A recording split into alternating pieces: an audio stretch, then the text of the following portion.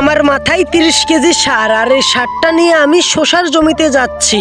আমাদের জমিটা অনেক দূরে, তাই যেতে যেতে আপনাদের সঙ্গে কথা বলবো। আর একটা কথা আপনাদেরকে বলে রাখি, আমাদের বাড়ি যেহেতু রাজশাহী, সেজন্য সকল সবজি আমরা করতে পারি। এগুলো হচ্ছে মরিচের গাছ, আর এটা হচ্ছে করলার জমি, পাশে কদুর জমি রয়েছে, এদিকে আবার শসার ভি রয়েছে। অনেক শসা আমাদের এলাকাতে।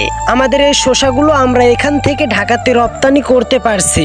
এমনকি আমরা শসা বেচে খুব লাভবানও হয়েছি। ভাইরে ভাই, সারগুলো যে এত ওজন, মাথা পুরো ব্যথা হয়ে গেছে।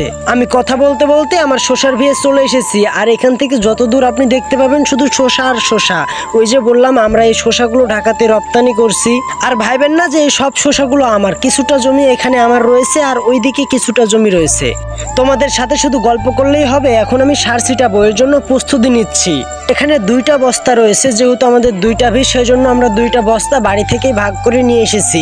একটা এখানে দিব, আর একটা ওই যে বললাম আরেকটা জমি আছে ওই জমিতে দিব। আর আমার ওই জমিতেও কিন্তু শসা লাগানো আছে। আর কিছুক্ষণ আগে আমি এইসব জমিগুলোতে পানি নিয়ে গেছি। আজকে প্রচুর রোদের তাপ ছিল এবং প্রচন্ড গরম ছিল, তবুও কিছু করার নেই, কাজ তো করাই লাগবে।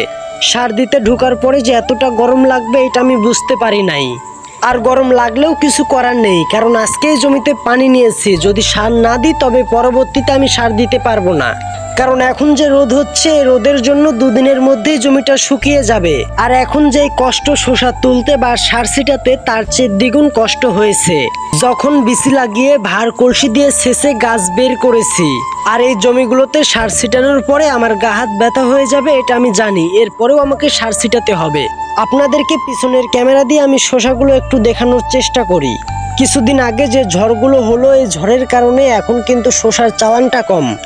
আর শসার চালান কম হওয়ার কারণে হতাশ হওয়ার কিছু নেই, কারণ দামটা কিন্তু অনেক বেশি। যে লাইনগুলো দেখতে পাচ্ছেন ফাঁক ফাঁক, এই লাইনগুলো দিয়ে কিন্তু আমাদেরকে শসা তুলতে হয়। আর এই শসাগুলো আমরা রেখে দিয়েছি, কারণ এগুলোর বিচি করব আমরা সামনেবার। এই শসাগুলো তৈরি করতে যত কষ্টই হোক না কেন, যত ক্লান্তি হোক না কেন, একটা শসা খেলে সমস্ত দুঃখ কষ্ট ক্লান্তি দূর হয়ে যায়।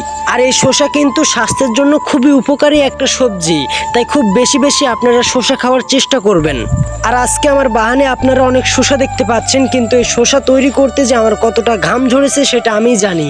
এই শসা তৈরি করার পিছনে যে কতটা কষ্ট লুকিয়ে আছে সেটা আমি জানি। ব্যথার জন্য রাতে ভালো করে ঘুমাইতে পারি না, আর দিনে ভালো মতো খাইতে পারি না, এতটাই কষ্ট করেছি। সব কষ্টের পরেও আলহামদুলিল্লাহ। ওই যে একটা কথা আছে না, কষ্ট করলে সেটার ফল বৃথা যায় না, কষ্টের ফল ভালোই হয়। আজ সেটারই ফল পাচ্ছি। যতটা কষ্ট করেছি আমি, ততটাই কিন্তু এখান থেকে ইনকাম করতে পারছি। যাই হোক, তোমাদের সাথে কথা বলতে বলতে আমার অর্ধেক সার ছিটানো হয়ে গেছে। আর অর্ধেক সার ছিটানোর পরেই যে আমার গায়ের কি অবস্থা তোমরা দেখতেই পাচ্ছ, গা হাতে কাদা লেগে গেছে। তো যাই হোক, সকলেই ভালো থেকো, সুস্থ থেকো। আবারও দেখা হবে পরের কোনো একটা ভিডিওতে।